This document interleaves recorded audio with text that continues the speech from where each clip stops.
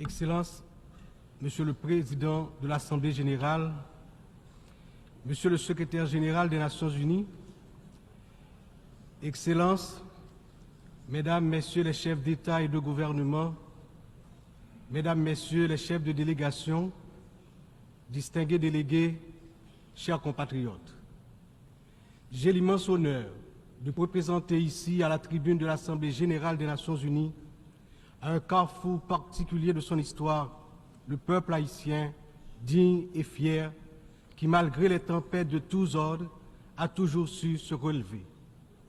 Première république noire du monde, Haïti porte dans ses entrailles la fierté d'une lutte héroïque pour la liberté et la dignité humaine. Elle se trouve aujourd'hui à un carrefour décisif.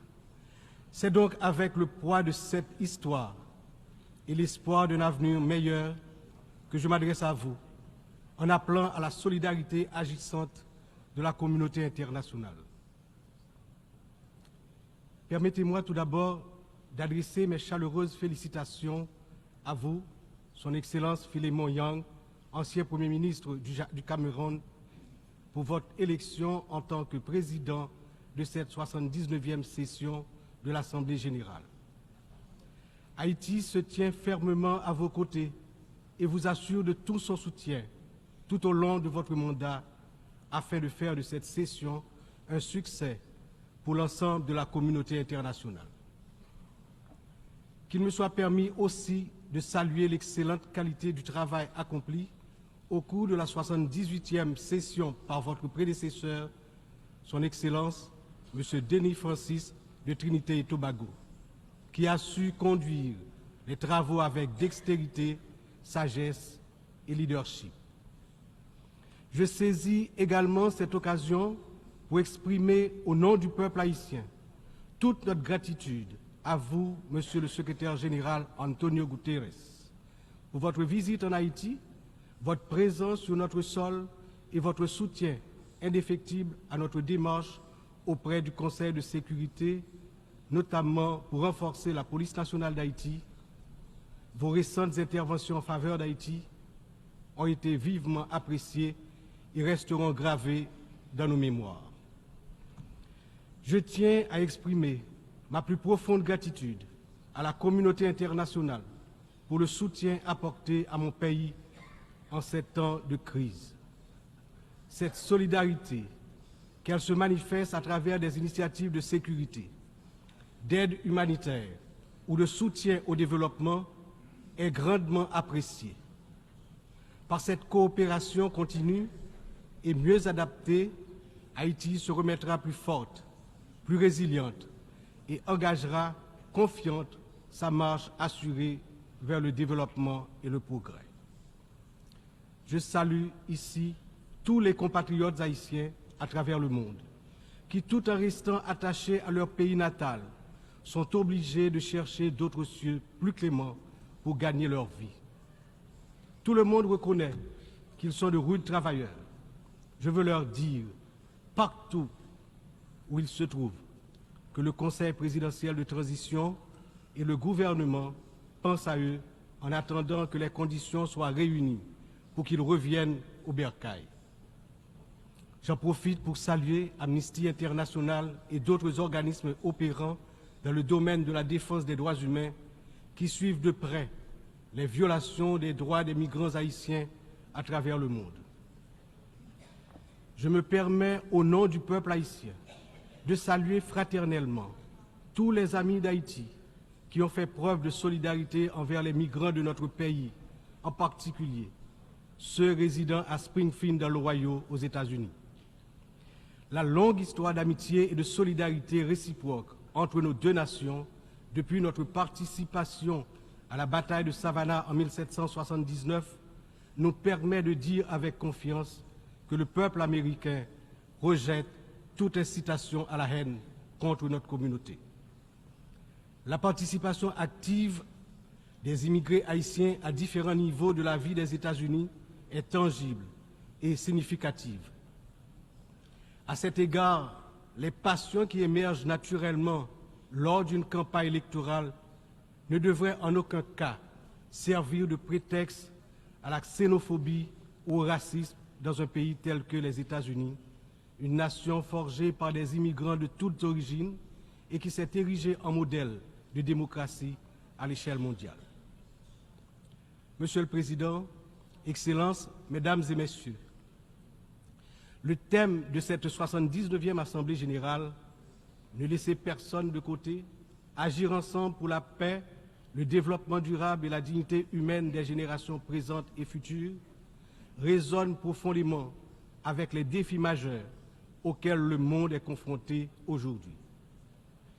Ce thème est un appel urgent à l'unité et à la coopération internationale dans un contexte où les inégalités, les conflits et la crise climatique exacerbent la vulnérabilité de millions de personnes à travers le globe. Alors que de nombreuses nations peinent à atteindre les objectifs de développement durable, il est plus que jamais nécessaire de garantir que toutes les voix, en particulier celles des plus marginalisées, soient incluses dans les processus de décision mondiaux. Cette thématique revêt également une importance capitale dans le contexte de la crise actuelle en Haïti. Il incarne l'essence même de notre lutte pour restaurer la paix et la stabilité, tout en assurant que chaque citoyen haïtien, chaque citoyenne puisse jouir de ses droits fondamentaux. Agir ensemble, comme le souligne le thème, est essentiel pour Haïti, car notre redressement ne peut se faire pleinement sans cette solidarité internationale. Monsieur le Président, Excellences, Mesdames et Messieurs, aujourd'hui notre monde est confronté à des défis d'une ampleur sans précédent, des défis qui préoccupent profondément l'ensemble de la communauté internationale. Les Nations Unies, dans leur mission historique de promouvoir la paix, la sécurité et le développement durable, se retrouvent en première ligne face à des crises qui menacent non seulement des nations isolées, mais l'ensemble de l'humanité. Le changement climatique est sans doute l'un des plus grands périls de notre époque. D'après les données récentes du groupe d'experts intergouvernemental sur l'évolution du climat, la température mondiale a déjà augmenté d'environ 1,1 degré centigrade depuis l'ère pré-industrielle. Cette élévation a provoqué une intensification des phénomènes climatiques extrêmes tels que les ouragans, les sécheresses, les inondations, des catastrophes qui affectent particulièrement les nations les plus vulnérables comme Haïti.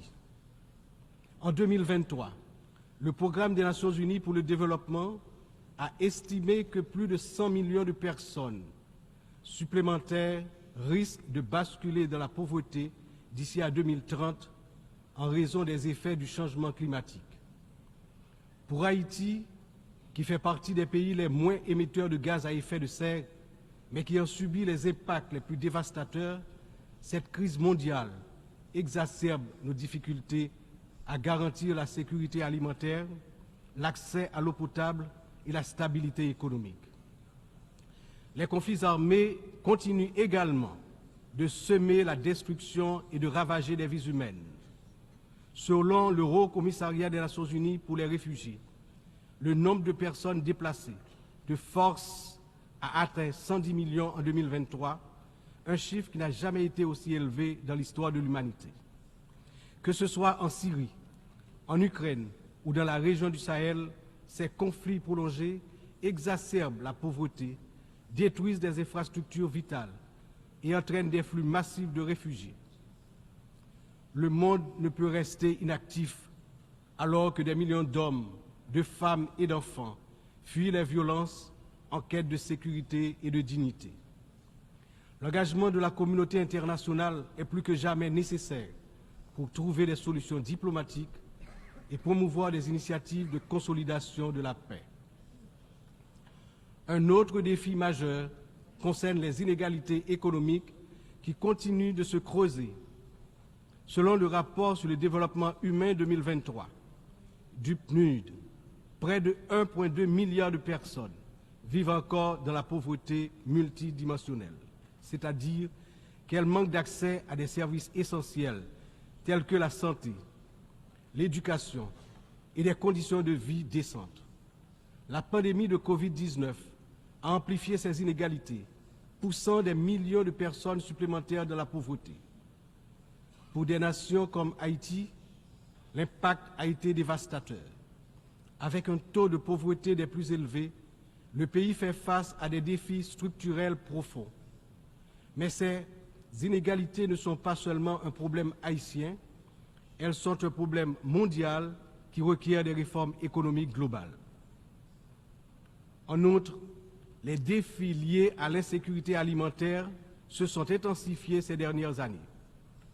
Selon l'Organisation des Nations Unies pour l'alimentation et l'agriculture, plus de 735 millions de personnes dans le monde ont souffert de la faim en 2022, une augmentation alarmante qui reflète les perturbations causées par les conflits, les crises économiques et le changement climatique. Haïti, malheureusement, ne fait pas exception. Le Programme alimentaire mondial a récemment souligné que près de la moitié de la population haïtienne est en situation d'insécurité alimentaire aiguë. Cette situation n'est pas seulement une urgence humanitaire, mais une menace pour la stabilité de notre nation. Nous devons travailler ensemble pour renforcer les systèmes agricoles, garantir un accès équitable aux ressources alimentaires et lutter contre la faim de manière concertée et durable. Enfin, les progrès technologiques apportent de nouvelles opportunités, mais également de nouvelles menaces. L'accélération du développement de l'intelligence artificielle, la prolifération des cyberattaques, la désinformation mettent en danger la stabilité des démocraties à travers le monde. Le rapport de l'Union internationale des télécommunications montre que la fracture numérique reste un défi majeur avec près de 2,7 milliards de personnes n'ayant toujours pas accès à Internet en 2023. Haïti étant l'un des pays les moins connectés, doit impérativement bénéficier de soutien pour combler cette fracture numérique et participer pleinement à l'économie mondiale du XXIe siècle. Cette année, Haïti réaffirme son engagement en faveur de la préservation de notre patrimoine commun, les océans. C'est pourquoi j'annonce aujourd'hui avec fierté que Haïti signera l'accord sur la biodiversité marine au-delà des juridictions nationales, adopté le 19 juin 2023 et ouvert à la signature depuis le 20 septembre 2023. Cet accord est un outil crucial pour garantir la protection de la biodiversité marine, promouvoir une exploitation durable des ressources marines et renforcer la résilience des États insulaires comme le nôtre face aux défis du changement climatique.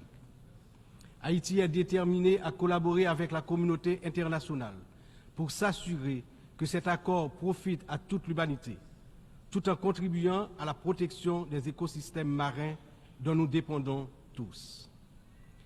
Ces défis mondiaux ne peuvent être relevés que par un engagement renouvelé en faveur du multilatéralisme, de la solidarité et de l'action collective. Haïti, malgré ses difficultés, se tient prête à collaborer avec la communauté internationale pour surmonter ces crises et bâtir un avenir où la paix, la justice et la dignité humaine triomphent. Mais nous ne pouvons y arriver seuls. C'est ensemble que nous devons agir pour garantir que personne ne soit laissé de côté. Excellences, Mesdames, Messieurs, en proclamant l'indépendance d'Haïti le 1er janvier 1804, le général Jean-Jacques Dessalines, père fondateur de notre patrie, a donné aux droits de l'homme leur caractère universel. En d'autres termes, avec le triomphe de la révolution haïtienne de 1804, ayant lancé le processus de démantèlement de l'ordre colonial et esclavagiste, les droits de l'homme ont cessé d'être uniquement les droits de l'homme blanc pour devenir les droits de tous les hommes, de toutes les femmes, c'est-à-dire les droits de l'humanité tout entière. À ce titre, en tant que représentant de la République d'Haïti, porte-parole officiel du peuple haïtien, je me vois dans l'obligation d'attirer l'attention des dirigeants des grandes puissances sur le danger de guerre nucléaire menaçant l'existence des peuples sur tous les continents.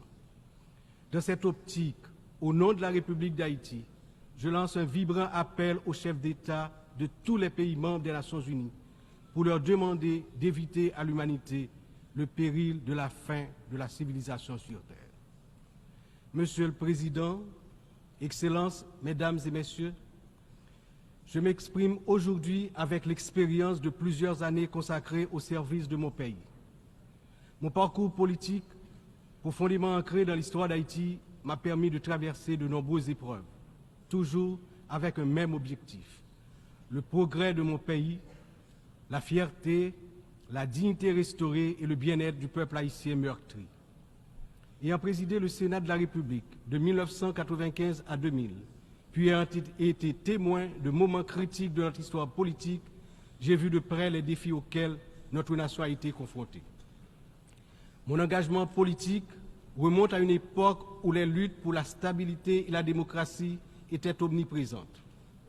Aujourd'hui, en tant que président du Conseil présidentiel de transition, je me retrouve à nouveau à un moment charnière de l'histoire d'Haïti.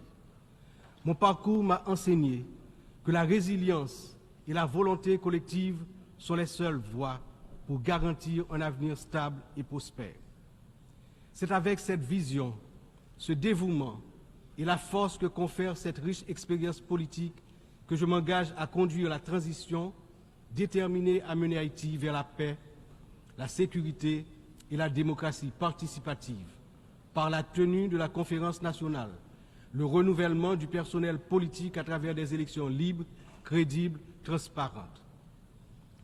Le peuple haïtien, malgré ces épreuves auxquelles il est confronté, refuse de se laisser submerger par le désespoir. Des défis d'une ampleur sans précédent, une violence dévastatrice, une instabilité politique persistante, une précarité quasi générale et une pauvreté dégradante se posent à son intelligence et à ses capacités d'action. Au milieu de cette tempête, il a compris qu'il lui fallait prendre une décision courageuse, celle de se mettre ensemble, de s'unir malgré les différences profondes pour pouvoir se relever et se mettre en marche, en toute confiance, vers la sortie de la crise multidimensionnelle qui l'afflige depuis déjà trop longtemps. La création du Conseil présidentiel de transition est une matérialisation de cette décision, un exemple tangible de cette volonté de se réconcilier avec soi-même. Ce Conseil qui rassemble organisations de la société civile et toutes les tendances politiques du pays est le fruit de longues négociations. Il incarne la pluralité de la société haïtienne. Sa feuille de route est claire: restaurer la sécurité publique, organiser des élections libres, transparentes à la fin de l'année 2025, rétablir la confiance dans les institutions de l'État. Pour y parvenir, nous, responsables au plus haut niveau de l'État, savons que nous aurons besoin du soutien de la communauté internationale. Mais d'abord, nous devons compter sur nous-mêmes, sur notre résilience, notre capacité à surmonter les divergences, les divisions internes. Il est important de souligner que la résolution des problèmes d'Haïti repose avant tout sur les épaules du peuple haïtien. Il est de notre devoir, en tant que nation souveraine, de prendre en main notre destin, de surmonter les divisions et de construire ensemble un avenir de paix et de prospérité. Cependant, cette responsabilité n'incombe pas seulement à nous. La communauté internationale, les Nations Unies, les puissances étrangères qui ont souvent joué un rôle décisif dans l'histoire d'Haïti ont également une part essentielle dans ce processus de restauration de la paix, de redressement économique, de renouvellement institutionnel et d'établissement d'un État de droit. En ce sens, l'échec d'Haïti à se relever n'est pas seulement celui d'une nation. Il traduit un échec collectif, une incapacité mondiale à respecter pleinement les principes de solidarité, de justice et de coopération internationale. C'est ensemble, avec une responsabilité partagée et un engagement renouvelé, que nous pourrons transformer cette crise en opportunité et tracer une voie durable vers la paix. Aujourd'hui, Haïti fait face à une crise sécuritaire d'une gravité sans précédent. La montée en puissance des gangs armés, la violence généralisée, l'instabilité politique ont plongé la nation dans un état de vulnérabilité extrême. Les citoyens vivent dans la peur, incapables de circuler librement partout sur le territoire national, d'aller travailler ou d'envoyer leurs enfants à l'école sans risque, notamment dans la région métropole de Port-au-Prince, la capitale. Cette situation affecte tous les aspects de la société haïtienne, fragilise les institutions, paralyse l'économie, mine l'espoir de lendemain meilleur. L'avenir du pays est menacé. 50% de l'effectif des gangs de la région de la capitale sont constitués d'enfants et d'adolescents, filles et garçons. Ils servent souvent de chair à canon lors des opérations contre les forces de l'ordre. Ils sont l'objet de graves violences de toutes sortes, y compris des violences sexuelles. Ces abus et violences exercés contre des enfants et des adolescents doivent être considérés comme un crime contre l'humanité, compte tenu de leurs conséquences sur les générations à venir.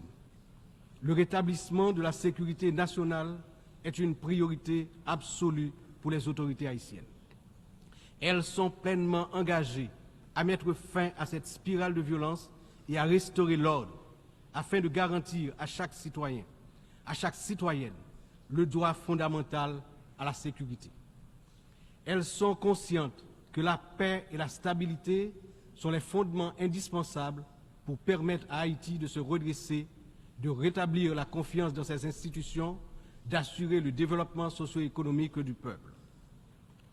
Dans cette optique, la décision du Conseil de sécurité d'autoriser le déploiement de la mission multinationale d'appui à la sécurité à travers la résolution 2699 a été une réponse directe aux appels du peuple haïtien. Cette mission, bien que n'étant pas une force onusienne classique, incarne l'engagement de la communauté internationale à soutenir Haïti dans sa lutte contre l'insécurité. J'exprime au nom du peuple haïtien ma profonde gratitude aux États contributeurs, notamment au Kenya, pour avoir accepté d'assumer le leadership de la mission, ainsi qu'à tous les pays qui ont apporté leur soutien. Les forces de sécurité nationale, avec l'appui de la mission, ont déjà montré des résultats tangibles sur le terrain permettant à la population de retrouver progressivement une certaine normalité. Beaucoup, néanmoins, reste encore à faire. Haïti a accueilli plusieurs missions des Nations Unies au cours des 3 dernières décennies, notamment la MINUSTA. Si certaines de ces missions ont contribué à stabiliser temporairement le pays, elles ont également laissé un héritage lourd de conséquences. Des allégations de violations graves des droits humains, y compris des abus sexuels, ont ébranlé la confiance du peuple haïtien. L'absence de poursuites et de réparation pour les victimes a renforcé un sentiment d'impunité, minant ainsi les efforts de reconstruction. Il n'est cependant jamais trop tard pour bien agir et pour tirer des leçons du passé. En repensant l'approche, nous avons l'opportunité de redorer le blason des missions internationales en Haïti et de construire un avenir meilleur pour le peuple haïtien. C'est dans cet esprit que nous souhaitons voir amorcer une réflexion sur la transformation de la mission de soutien à la sécurité en une mission d'opération de maintien de la paix sous mandat de l'Organisation des Nations Unies.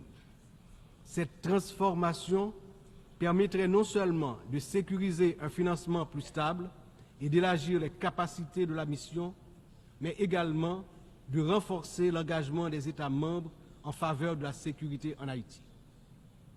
Je suis convaincu que ce changement de statut, tout en s'assurant que les erreurs du passé ne se répètent pas, garantira le plein succès de la mission en Haïti.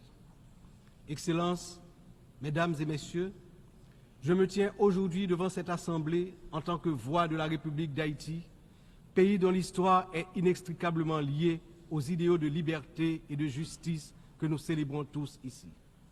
Mais Haïti, la première nation noire indépendante du monde, est aussi la grande victime d'une injustice historique qui a non seulement retardé son développement, a aussi marqué son peuple d'un fardeau dont les répercussions se font encore sentir. En 1825, à peine 21 ans après avoir gagné sa liberté au prix d'une lutte héroïque, Haïti a été contrainte de payer une dette colossale à la France, pays colonisateur, en échange de la reconnaissance de son indépendance. Cette rançon imposée sous la menace a siphonné les ressources de la jeune nation, la plongeant dans un cycle infernal d'appauvrissement dont elle peine toujours à sortir. Cette dette a été une forme de punition pour sa hardiesse à se libérer des chaînes de l'esclavage et hisser l'être haïtien à la dignité de l'homme. Elle a été une pénalité injuste qui a asphyxié le potentiel économique et social du peuple noir d'Haïti pendant des générations. Dans le contexte d'aujourd'hui, où plus que jamais, l'attention est portée sur les efforts pour restaurer sans délai la sécurité et répondre aux immenses besoins humanitaires en Haïti, il me paraît important d'attirer l'attention de l'Assemblée sur les séquelles du passé colonial et des rançons payées à certaines puissances qui ont largement hypothéqué le développement d'Haïti. Il n'est pas sans intérêt de rappeler qu'Haïti a été le seul pays à avoir payé pour son indépendance, obtenue pourtant dans le feu et dans le sang. À la veille du bicentenaire de cet événement inédit dans l'histoire du monde, n'est-il pas venu le moment de la restitution des montants consentis? À cet égard, mon pays s'est félicité des propositions formulées par un certain nombre de gouvernements et également certaines agences des Nations Unies pour des actions concrètes en vue de la reconnaissance, la réparation et la restitution des torts du passé.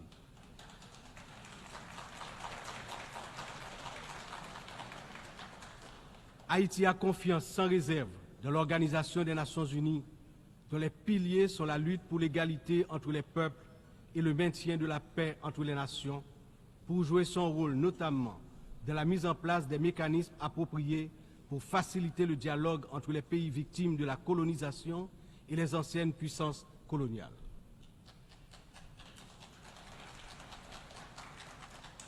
Ici, à cette 79e session de l'Assemblée générale, Haïti est par mon entremise, non pas simplement pour revendiquer une réparation, mais pour poser une question de principe, celle de la justice immanente. Ma démarche est résolument engagée, structurée et bien documentée. Le Comité national de restitution et réparation, en collaboration avec la Commission des réparations de la CARICOM, a déjà entrepris des travaux exhaustifs sur ce sujet. Nous demandons la reconnaissance d'une dette morale et historique et la mise en œuvre de réparations justes et appropriées qui permettront à notre peuple de se libérer des chaînes invisibles de ce passé injuste.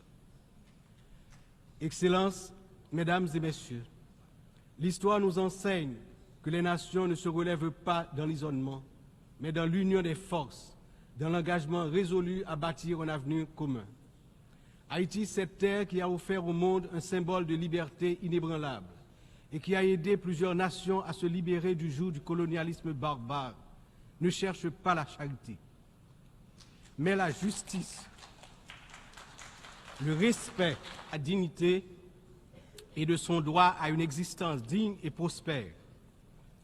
Les défis auxquels nous sommes confrontés aujourd'hui sont certes immenses, mais ils ne sont pas insurmontables. Il exige de nous tous une vision partagée, un sens profond de notre humanité commune et la détermination à transformer les crises en occasion de renouveau. Chaque nation, grande ou petite, riche ou vulnérable, porte une part de l'avenir collectif entre ses mains. C'est dans cette interdépendance que réside la force véritable du multilatéralisme. Que ce débat général soit le moment où nous réaffirmons notre engagement indéfectible envers la paix, la dignité humaine et le développement durable, car ce que nous faisons aujourd'hui résonnera dans les siècles à venir. L'histoire jugera la manière dont nous aurons su répondre aux défis de notre temps. Ensemble, dans un esprit de solidarité et de coopération, nous pouvons et nous devons construire un avenir où aucun peuple, aucune nation ne sera laissé pour compte. Vive Haïti. Vive la coopération internationale. Demain, un autre pays. Demain, un autre monde.